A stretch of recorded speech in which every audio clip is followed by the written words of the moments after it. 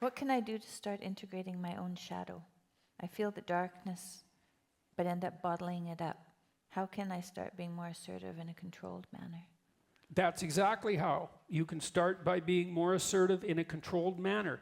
Well, this is a good follow-up question from the last one. What are you mad about? Write it down. And like, be kind of comprehensive about it. Or maybe talk to a friend. I would say write it down, but you can talk to a friend. Write down everything that makes you angry. And you're going to think, well, some of those things that make me angry are stupid. It's like, yeah, probably. That's not the question here. We're not trying to figure out if you're reasonable or not. Of course you're not, because who is? So you're not. So write down everything that makes you angry. Okay, so what'll happen then is you have a comprehensive list of what makes you angry, and the first thing that you'll figure out is that some of those things just shouldn't make you angry. It's like time to grow the hell up, you know, and get over that. But then there's other things on there, and maybe you can talk to someone about that. You think, well, this makes me angry, should it? You talk to someone, they say, no, you should, that's you. You should just grow up. But, you know, so maybe that's 10% of the things that make you angry is just because you're undisciplined.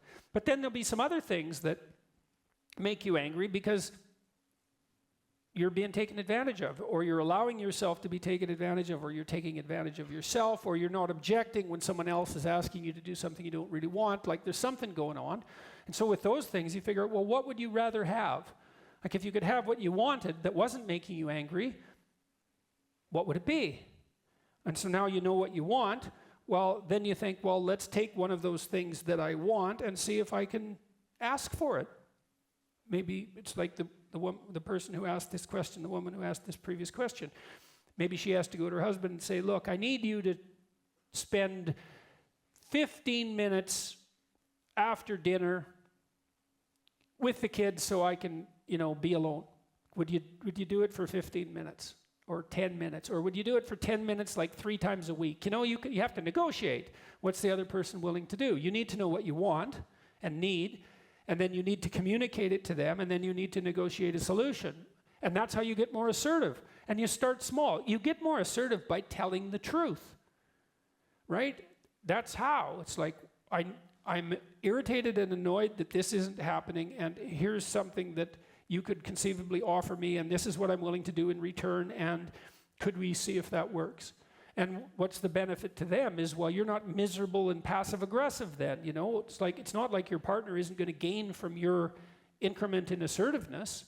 It's not a zero-sum game. You could both gain, like, truly, because wouldn't it be a lovely marriage if your wife could ask you what she wanted and you could deliver, and you could ask her what you wanted and she'd deliver, and both of you were happy about that? Like, that could happen. Not always and in every situation, but you can get a long way down that road if you're careful, you know?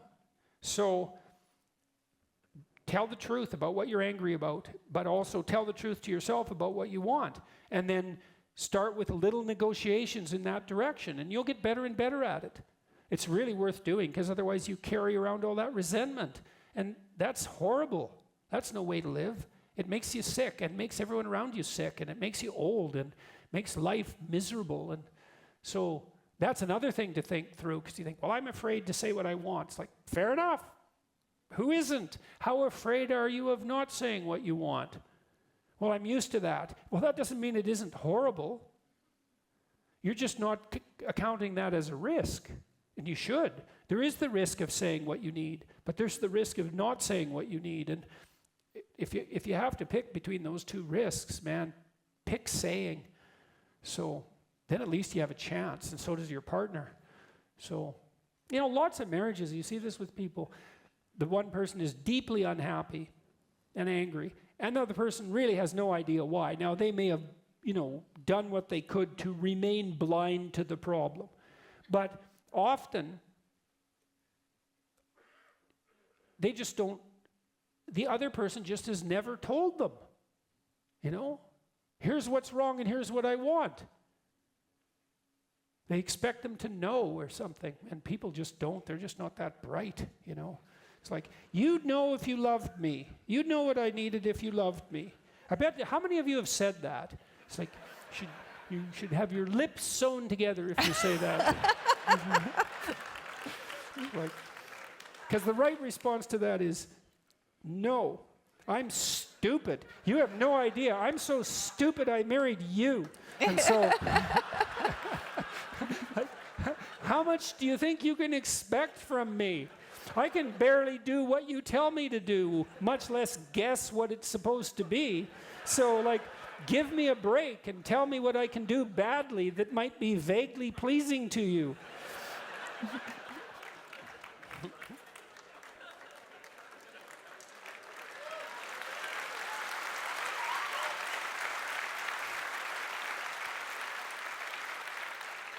That's a good approach. You know, if I've approached Tammy and I say, look, I'm really stupid and I mean it, and I'm amazed you put up with me, and because I sure can't figure out why you would, and if you tell me what you want in some way that I can manage it, and you let me try it out stupidly and badly for a while, I might be willing to give it a shot. What do you think?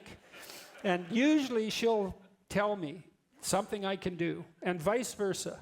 And usually it works, if we allow ourselves also that opportunity to practice it stupidly for a while. You know, because maybe you want your partner to say they love you, you know, now and then, whenever that is. And so then you think, okay, how often? How often? Every day? Well, that'll get a little old. Well, once a week. Okay, once a week. How about Monday?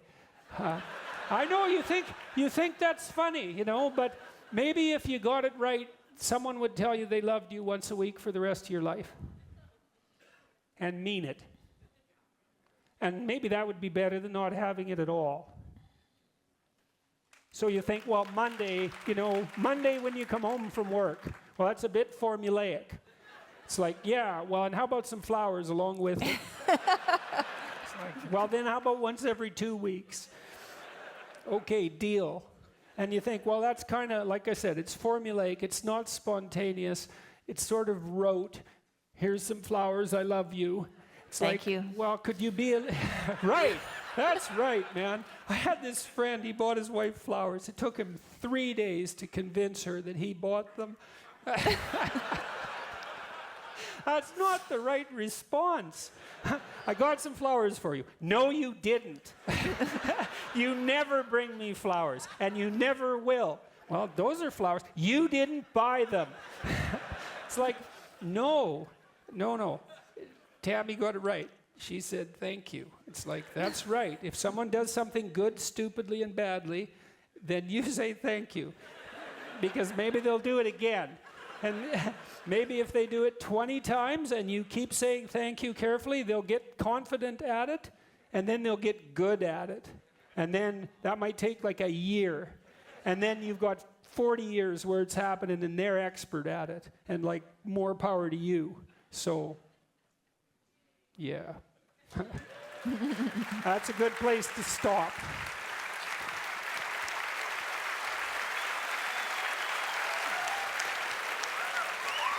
Without that, Thank you. say.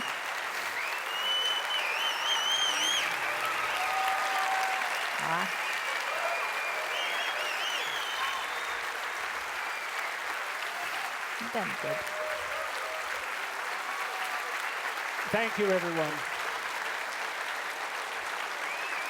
Much appreciated. Good night.